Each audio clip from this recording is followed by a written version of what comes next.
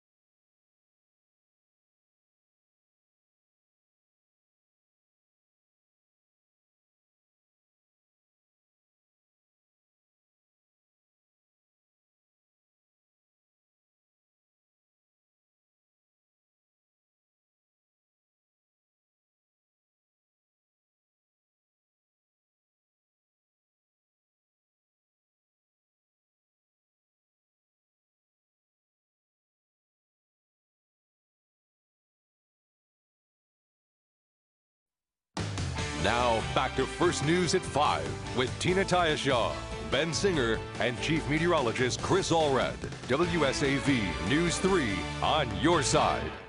And welcome back, everybody. Here's a live look outside on our Savannah cam. We are seeing some gray skies there, mild temperatures. Chris will have the full forecast coming up in about 2 minutes. The Savannah-Chatham County School District is working to get every student back in the classroom. That is good news for some, but others don't think it's the right time. WSAV News 3's Ricardo Lewis has reaction in tonight's education report. Chatham County parents are not pleased with the school board's decision to reopen schools. Demonstrators held signs in protest asking the board to follow the science and close schools until the daily COVID case rate is fewer than 10. We shut the schools down in March with less cases than we have now. And so it is a willful ignorance. Superintendent Dr. Ann Levette reiterated that schools are following all CDC guidelines to keep staff and students safe. We do not like announcing closures, but as we have been discussing the entire time, the more people that are in the buildings, the more we can expect rolling closures. The reopening process comes with many positives, but lack of in-person teachers remains a concern among staff members. Teachers and staff in general, except those who qualify for an exemption under board policy, will be required to return to work at their assigned building worksite when Chatham County CTI is at or below 100, or as of December 31st, 2020, when the CARES Act expires. We're going to end up closing schools again because there's going to be a spike in the community. Some parents still feel opening school 5 days a week should be an option. The fact that we have entire classes and schools that cannot meet the educational needs and wants of their parents and teachers is embarrassing. Pressure also coming from students signing a petition. More than 900 say it's not fair that they can't get an actual education. If they can go to the grocery store and be around all those people, they can go to their jobs to help their students achieve success. Ricardo Lewis, WSAV News 3 on your side. If Chatham County's transmission levels are all in the red zone, all students will go back to virtual learning. Well, schools could reopen after 14 days if the numbers go back down. Now, Storm Team 3 weather with Live Titan Radar, sponsored by the Dozier Law Firm. All right, Chris, I'm having a hard time keeping up with these names as we track the tropics. So it's not Eta. It's Ada. It would need one more T to be Eta. Yeah, it's Ada. Ada. Yeah, and you know what? Here it is, November, and yet we are still tracking the tropics on a higher level because this storm system is far from being done. Now, at the moment, yeah, it's getting weaker. It's a tropical depression. If anything, it looks like a remnant low. But this storm system, Ada, is about to move right back out over water. And once it does, it could re-strengthen and it could become a tropical storm again. So here's the latest forecast track from the National Hurricane Center. It's moving the north-northwest at 8 miles per hour, but it's going to take that turn, go right over the Caribbean Sea, and the storm system can move over parts of Cuba and then take another turn and possibly move out to the Gulf of Mexico. So if this does happen, it could bring a lot of rain to parts of Florida, and it's going to happen late in the weekend and into early next week. But in a couple of days out, there's so much uncertainty. A lot of things could change. So the best thing to do is just to stay informed, and we will keep you up to date with the latest information. But for right now, in the coastal empire and low country, we started with a lot of sunshine, but now we told you the clouds would take over. That's what's happened. 75 degrees, winds out of the east at 7 miles per hour. Because of those clouds, it's kept us from getting a little bit warmer, with most of us in the upper 70s instead. Most of us are in the low to mid 70s as expected. 75 in Savannah, 76 in Glenville. We have 70 in Baxley. And then Beaufort, you are sitting at 73 degrees. For the rest of the night, clouds will continue to move on in, and we could even see a stray rain shower. We should hold steady as we drop to the mid 60s. And that's where we'll stay for several hours. So here are the rain showers we're tracking tonight on our Dozier Titan radar. The rain showers mainly light, but they're trying to make a run for it onto land, and the best chance will be right along the coast. It's because of this disturbance that's just, hanging right along the East Coast, all the way from North Carolina down to Florida. It's going to hang out for a little while, and those rain showers will continue to be a possibility. So in the Futurecast hour by hour tonight, those rain showers keep on moving on shore, and so do the clouds. And then tomorrow, same pattern on Friday. So get ready for mostly cloudy skies, 20 to 30% chance of a rain shower, mainly dry, and your Friday forecast is going to be a comfortable one. Because tonight we are dropping to lows in the upper 50s to the low 60s. And then tomorrow, you will see highs top out just like today. Mid to upper 70s, 78 in Savannah with winds out of the east-northeast. Occasionally breezy at 5 to 15 miles per hour. In the 7-day forecast over the weekend and into next week, we'll have about a 30 to a 40% chance of a rain shower, highs staying in the upper 70s to right around 80 degrees. In tonight's time saver traffic, we've had a crash happen in Bryan County. So we're going to zoom in to the south here, and you'll be able to see right there in the red zone where we are having some delays. And this crash happened right along I-95. That's right near Richmond Hill. So much more coming up live at 5:30. All right, Tina, Edward, back to you. Chris, thank you. In a Low Country report, Hilton Head lit up the night last year with a new tradition. And while this year will look a little different, well, you can still shine brightly at the town's lantern parade. It is called the Parade in Place. For the next 3 nights, the town is asking you to stay home and show off your most creative lighting ideas. The town has even created a map of the neighborhoods and homes taking part. Now, to learn more about this event, visit wsav.com/lantern parade. Mental health services are available for veterans. We are on your side with where you can get help right after the break. You are watching WSAV First News at 5.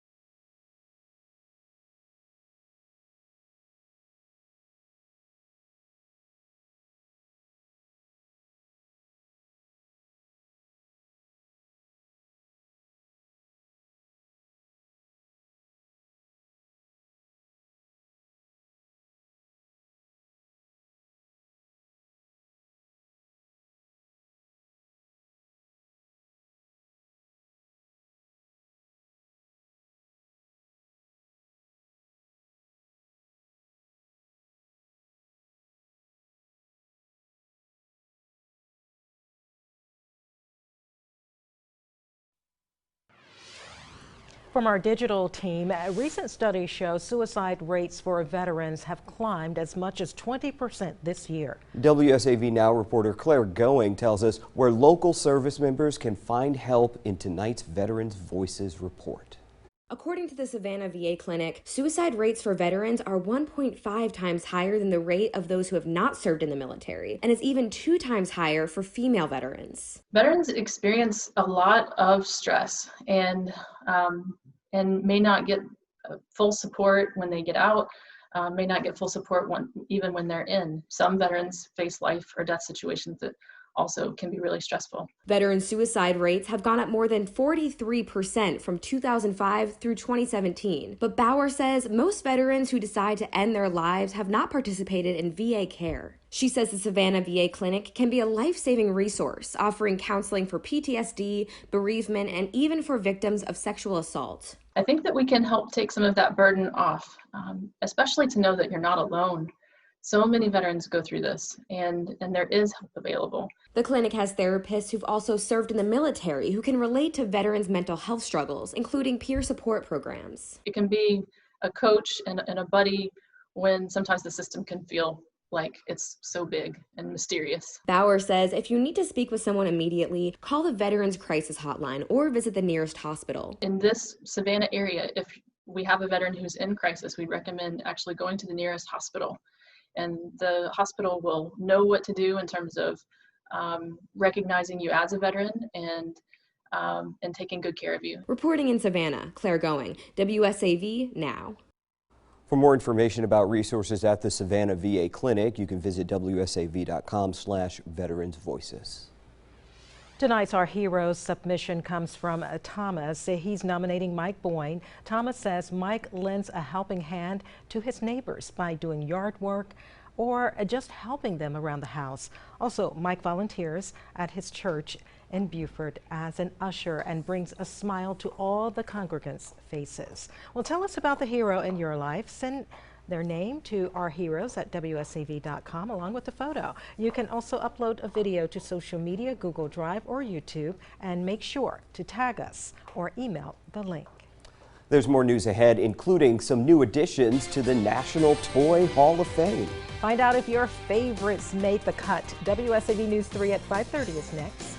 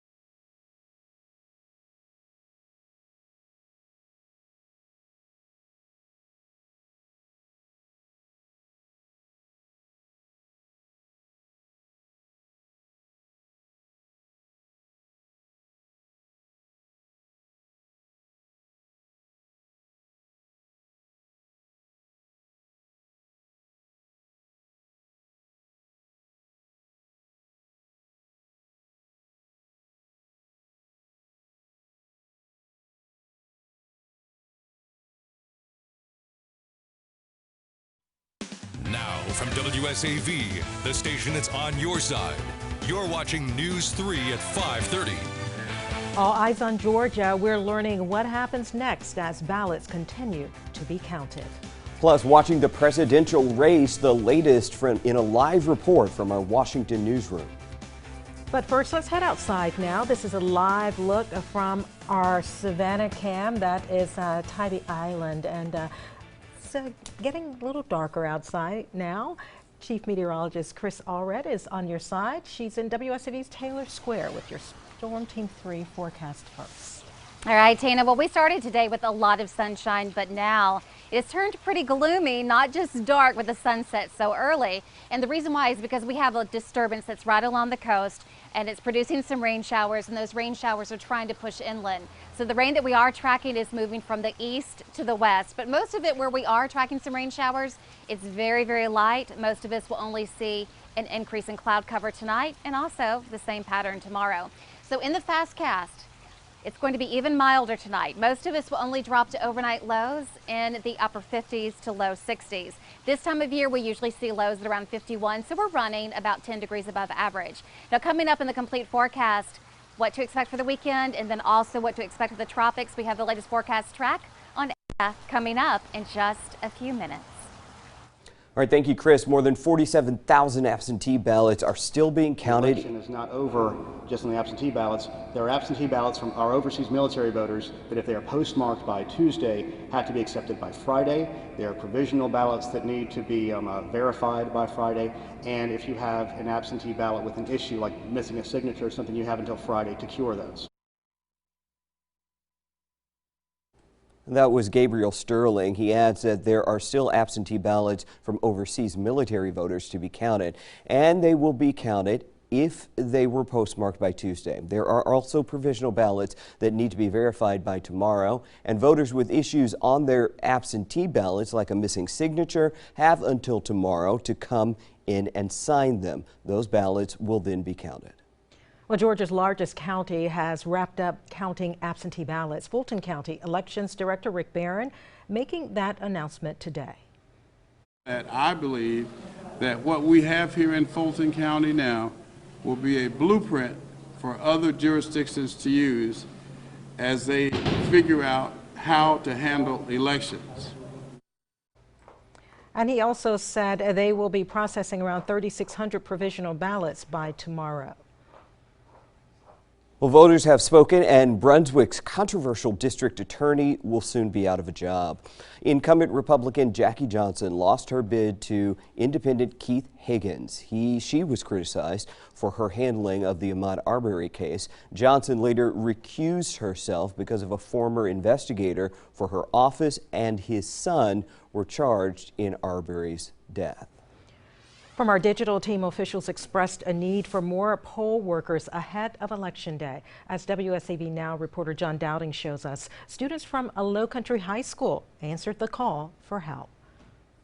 A handful of Lowcountry high school students decided to step up and work as poll workers this year, as the pandemic created a shortage of volunteers. It feels really good, actually, and I get this, as cliche as it sounds, a warm, fuzzy feeling in my heart knowing that I'm helping all these other people who know that we need more poll workers. Moten and her classmates have worked at the polls during previous elections and say voters are always surprised to see young faces ready to help. And it was about 6 or 7 of us, and the people that came to vote were very proud that we were there because they don't really see younger kids getting involved with that stuff nowadays. Aside from basic training, the safety procedures also changed between the February and June primaries because of COVID-19. Not nearly as many people there, or if there were people there, we had to tape off every 6 feet of a line. Students say they're grateful for the opportunity to learn about the process, but also happy to help their community. They can ask for help. I feel like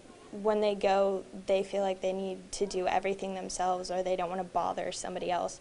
But that's what we're there for. Reporting in Ridgeland, John Dowding, WSAV Now. Well, students volunteering will receive credit for community service hours. Learn more about the training these students went through to become poll workers by going to WSAV.com/now. Battleground states like Georgia could tip the balance in the presidential race. Our Washington newsroom is following the numbers. WSAV's Anna Wernicke is joining us live with the very latest. Good evening. Well, right now we're still waiting for votes to be counted in several battleground states. President Donald Trump and Joe Biden still haven't reached that magic number of 270 electoral votes just yet, and it could be hours, even days, before we get a clear count. Election day turning into election week. 2 days after millions of Americans went to the polls, several key states are still counting votes.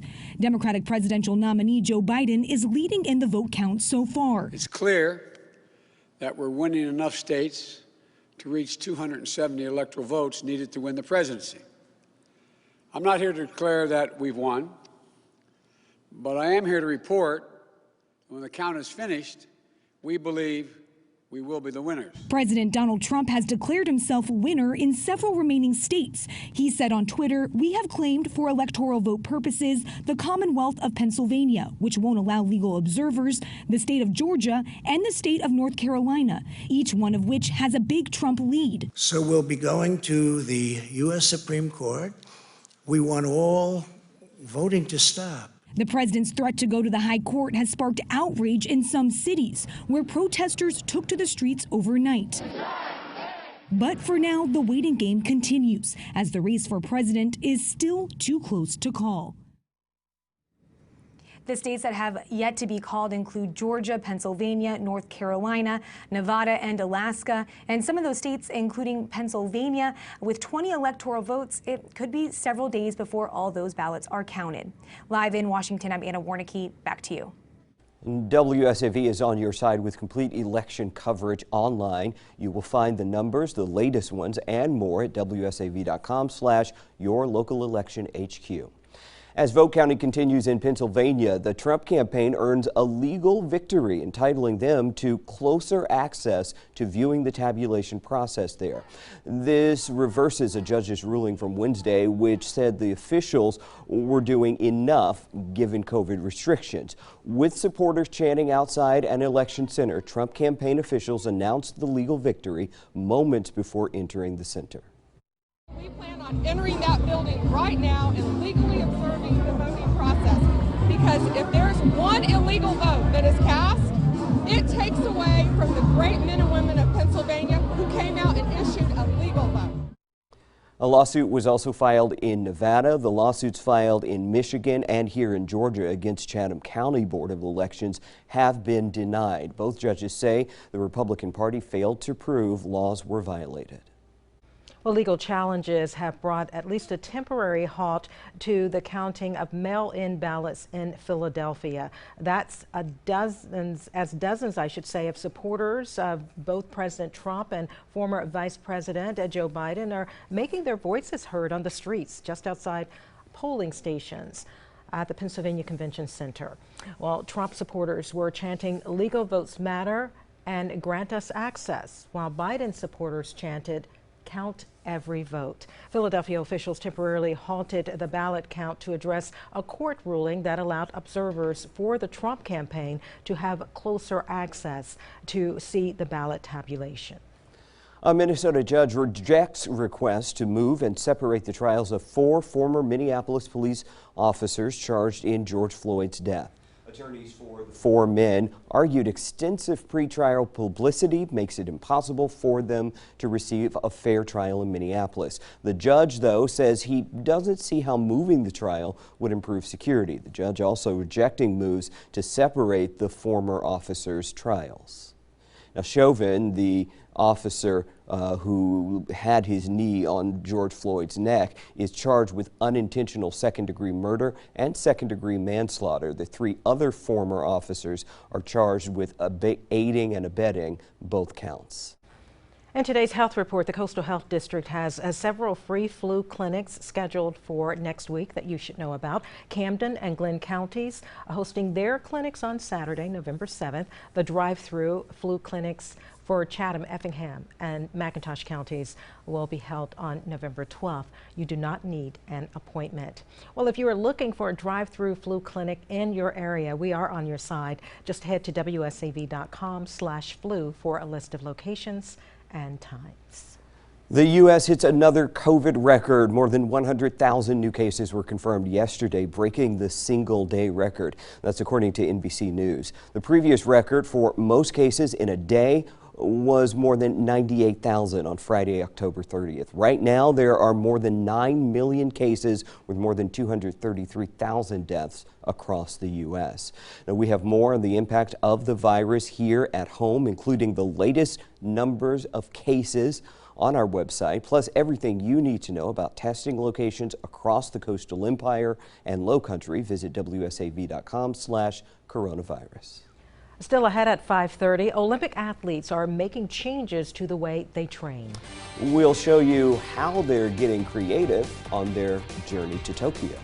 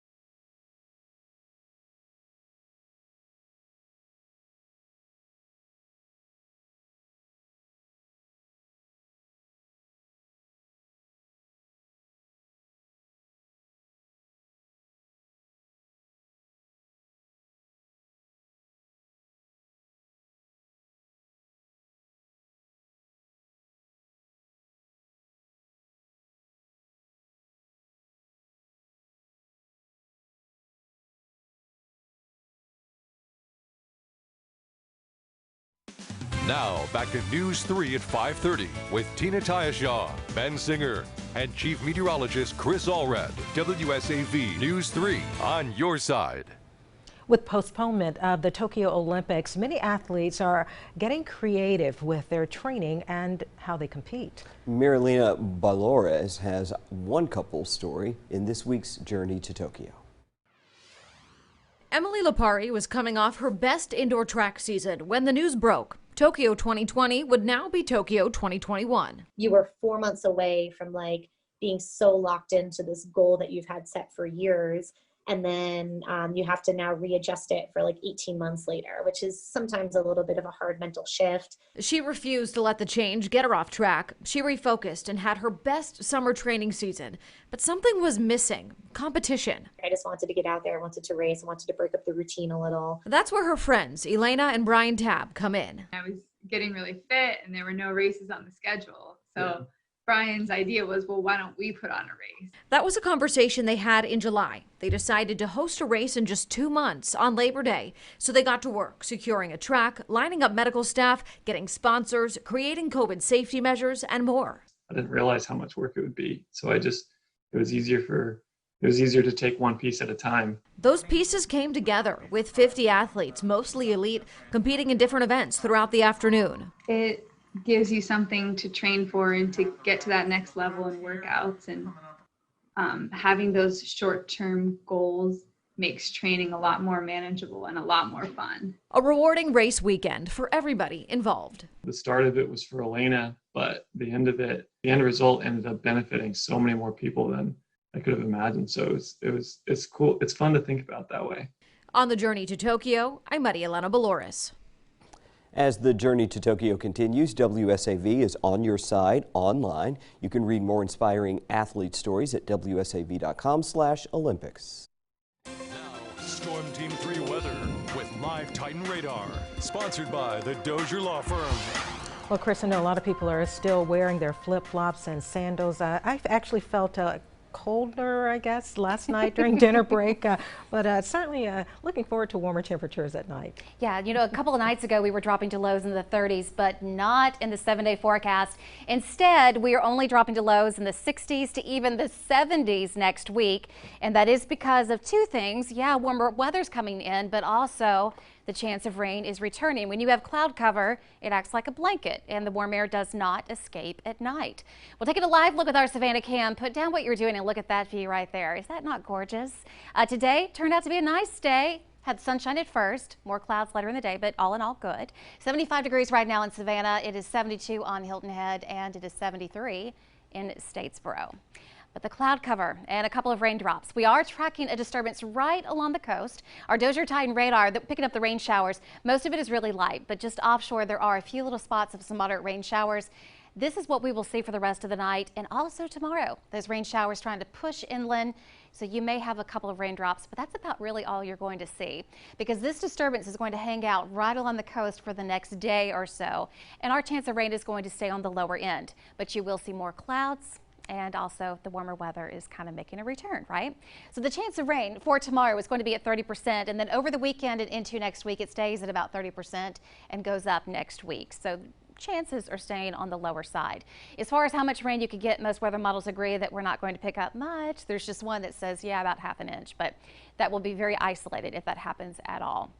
So your forecast tonight, we are dropping to an overnight low of 62. That is 10 degrees above average for this time of year. Winds will be out of the northeast at 5 to 10 miles per hour. Look for a lot of cloud cover, and we will keep that chance of rain down at about 30%. Then on Friday, highs will reach anywhere from the mid-70s to right around 80. Vidalia, look at you with a high of 80. 77 in Statesboro, 79 in Glenville, and Savannah, you will reach a high of 78. Rincon, 79. 78 in Beaufort and Hilton Head, you will top out at 74 tomorrow.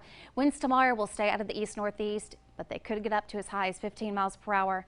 From time to time, it will be breezy. Now switching over to the tropics, here's the latest on Ada. It's now moving right back out over water fairly soon. And this is where it could redevelop. Over the warm water, it's going to feed off of it, off the energy. And it could regain that tropical storm strength, potentially going over parts of Cuba, back out into the Gulf of Mexico, or possibly toward the southern tip of Florida.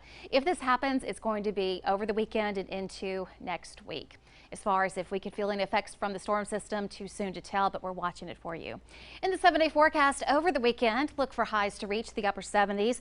We'll keep that chance of rain low at 20 to 30%. And then next week, look at that, Monday through Thursday, highs consistently at around 80 degrees. In tonight's time saver traffic, a crash happened right along parts of Highway 17 and 204. This is in Chatham County, very close to the Keller's Flea Market. And with the drive time right now, it is slow along I-16 westbound, taking 15 minutes to get from 516 to I-95. Better option to take right now would be Highway 80. Much more coming up at 6. Edward, back to you. Thanks, Chris. WSAV is on your side, honoring those who are helping others during the pandemic. We want to hear about the hero in your life. Just send your submission to Our Heroes at WSAV.com along with a photo. You can also upload a video to social media, Google Drive, or YouTube. Make sure to tag us or email the link. All right, your favorite holiday drinks are back. What's on the menu at Starbucks and much more ahead in What's Trending.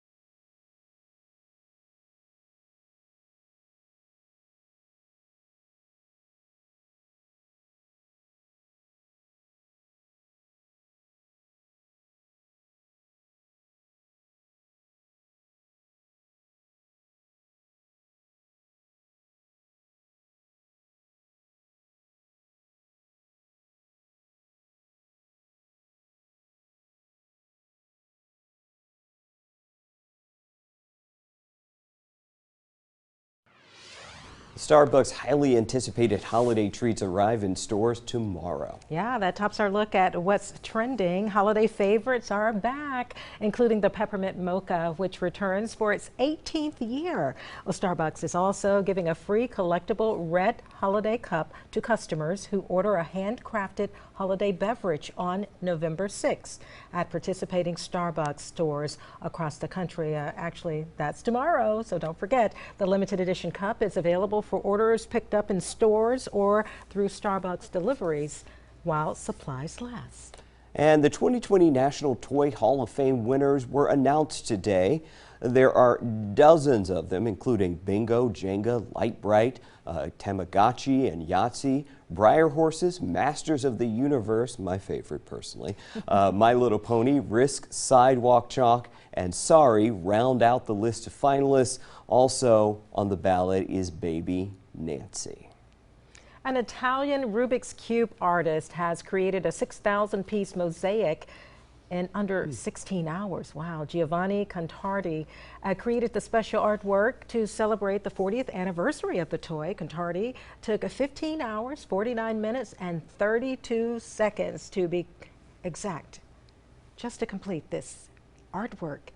beating his 24-hour target. Really nice.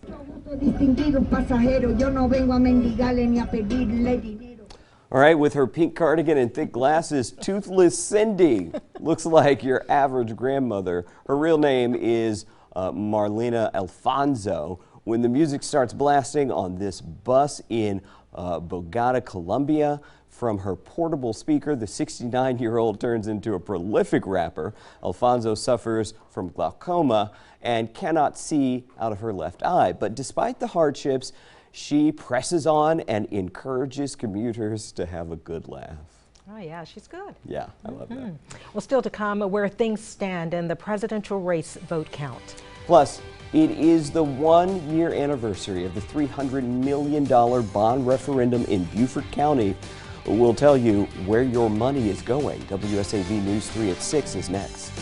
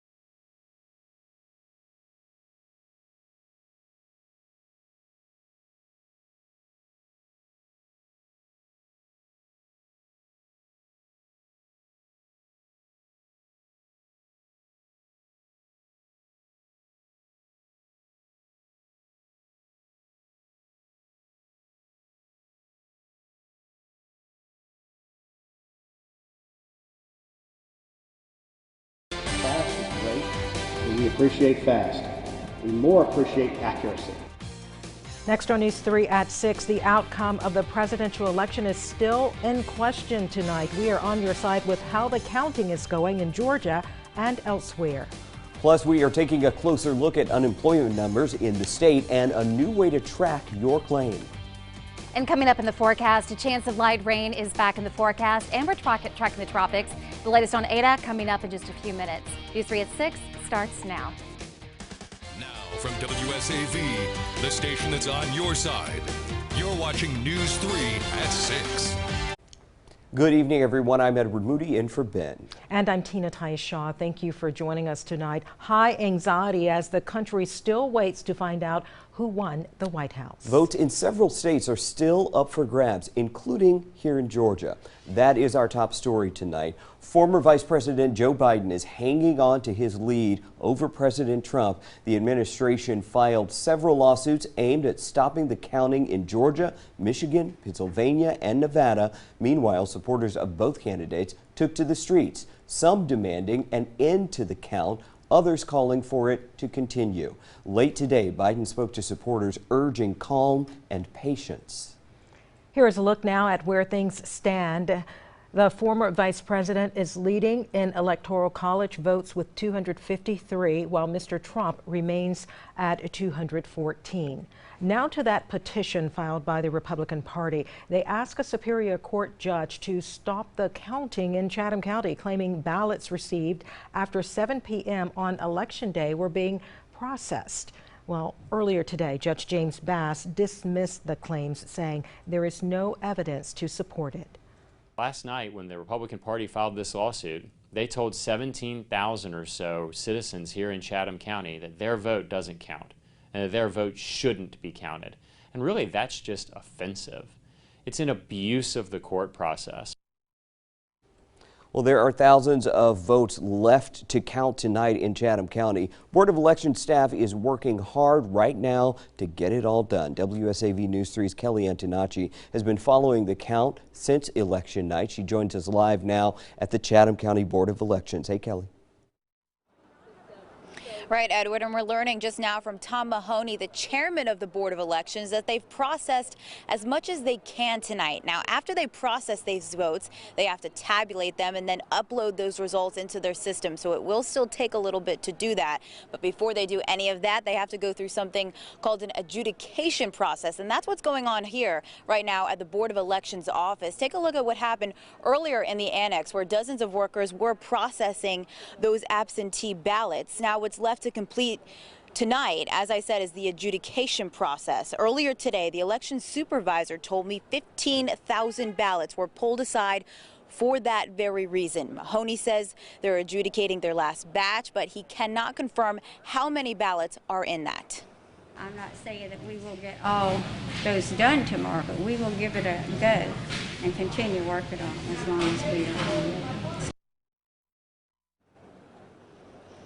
So the Board of Elections still needs to process provisional ballots and oversees military ballots that will arrive. Some of them can arrive tomorrow. The Board of Elections staff just said that they are working late tonight to complete as much as they can. Mahoney says it may take a few hours for those results to appear on their website. So he says be patient, and election results could be certified as early as Monday. Live in Chatham County, Kelly Antonacci, WSAV News 3 on your side. All right, Kelly, thank you. Elsewhere around the state, election officials in Atlanta laid out how the votes will eventually be certified once they are finished counting. They say right now there are about 47,000 votes that still need to be tallied. That does not include military and provisional ballots. State law requires that the counties certify their results 10 days from the election, and then we have some time after that. We hope to do it faster than that, because what we need to be able to do when the county's certified, we're then going to move into the risk limiting audit phase, and then after the risk limiting audit is closed out, then we will certify the election. Under Georgia law, a presidential recount is only allowed if the winner's margin is 0.5% or less. One of the most hard-fought races in Georgia could be decided by a runoff and affect which party controls the U.S. Senate. Incumbent Senator David Perdue is still in the lead with 49.98% over Democratic challenger Jon Ossoff. If Perdue continues to stay 50% or below 50%, once all the ballots are counted, there will be a runoff. Now, WSAV is your local election headquarters. We have more results from local and statewide races at WSAV.com/yourlocalelection.HQ. Tens of millions of votes have been cast in the presidential race, but the magic number is 270 in the Electoral College. WSAV News 3's Joanne Merrigan is on your side with why the system was established by the Founding Fathers and why some question whether it's still a good way to elect a leader now. They spent millions of dollars to get millions of votes. Joe Biden is actually ahead by nearly 4 million in the popular vote. But in the Electoral College, which made Donald Trump president in 2016, the magic number is 270. So I don't see much benefit to it anymore, if there ever was one. Political science professor Bruce Mallard says the Electoral College was established in the 1700s. There's no way to sugarcoat this. The people who wrote the Constitution didn't think much of the average voter, and they didn't think they had enough ability to make good decisions. He says a lack of communication years ago made it impossible for some voters to even know an election was taking place. So electors cast ballots on behalf of states, and that system continues today. The issue for Mallard and a lot of people is that it's winner take all. So if you win a state by 1,000 votes, you get all the electoral votes, and that's what's complicated it. In 2016, for example, Hillary Clinton got more popular votes. Mallard says ignoring the popular vote can make many voters wonder why they bothered. And in just plain old democracy, if you vote for the number 2 person, your vote pretty much doesn't count because they get no electoral votes. He also says the system makes candidates concentrate only on swing states with higher electoral college votes. I mean, I haven't seen any candidates going to Wyoming because with their 3 electoral votes. And what do you think should happen now? We're in 2020. I'd like to see somebody start a campaign to do away with the Electoral College. Mallard says you would need a constitutional amendment, but if most Americans believe in one person, one vote, period, it may be time to look at why we still use the Electoral College. It needs to be abolished. Joanne Merrigan, WSAV, News 3, on your side. Well, electors in each state will meet in the Capitol on December 14th to officially elect the president. For now, both Donald Trump and Joe Biden are fighting it out for Georgia's 16 electoral votes. First-time claims for unemployment decreased but remain well above pre-pandemic levels. The Labor Department reports that 751,000 workers filed for benefits last week. That's about 7,000 fewer claims than the previous week. Well, those first-time claims may be down in the United States, but not in Georgia. At the beginning of October, the Department of Labor reported an increase of more than 1,300 claims. But there is a new way to check on yours. WSAV News 3's Alex Bozarjian is on your side with how. Since the beginning of the pandemic, the Peach State has paid almost $14.8 billion in state and federal benefits. These payments include over $1 billion in lost wage assistance, the latest federal stimulus program to more than 650,000 Georgians. Here's a breakdown of the numbers. There were 44,874 claims in the week ending October 3rd. That is an increase of 1,348 from the week before. Georgia is reporting that hospitality and food service are the leading drivers in unemployment claims. The U.S. Labor Department says 751,000 workers filed for benefits last week. That's down about 7,000 claims from the week before. This was a third straight week below 800,000. Georgians with questions about their claims can now schedule online appointments. Each appointment will be assigned a 2-hour window in which a representative will call the person filing the claim. They say they have 3,000 slots available in the first 2 weeks. Alex Bozarjian, WSAV News 3, on your side. And you should be ready to discuss your claim during the time allotted. To make an appointment, just visit wsav.com/unemployment.